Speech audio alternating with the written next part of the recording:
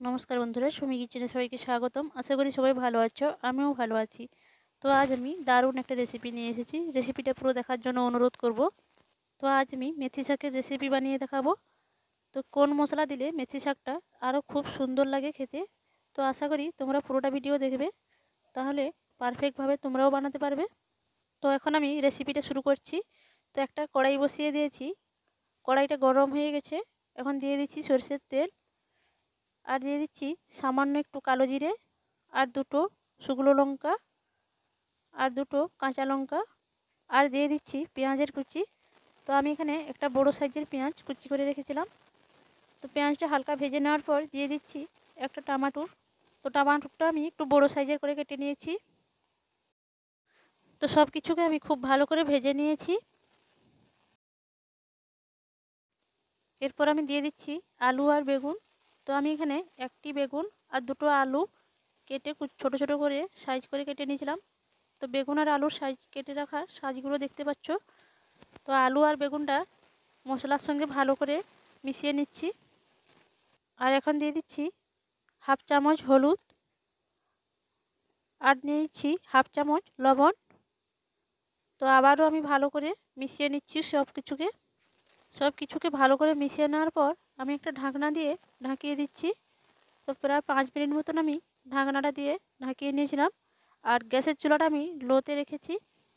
আর এখন ঢাকনাটা উঠিয়ে নেওয়ার পর আবারও আমি একটু নেড়ে চেড়ে ঢাকনা দিয়ে দিচ্ছি।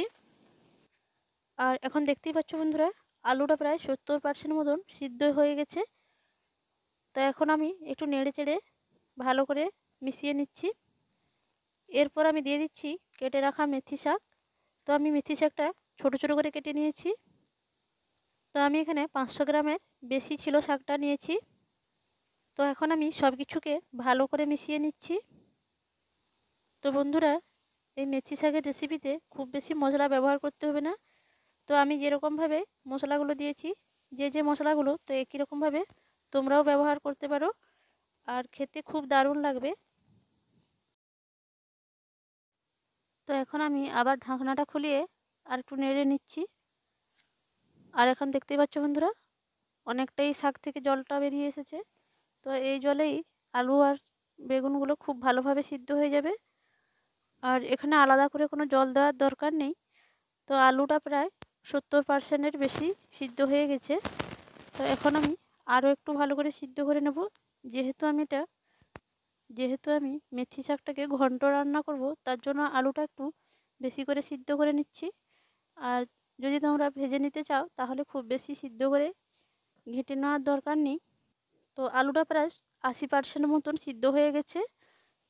তো এখন আমি আরও একটুকু রান্নাটা করে নিচ্ছি, আর খুন্তি দিয়ে আলু আর সব কিছু ভালো করে মিশিয়ে নিচ্ছি। আর এখন দেখতেই পাচ্ছ খুন্তিতে একটু চাপ দিতেই আলুটা ঘাঁটা হয়ে যাচ্ছে।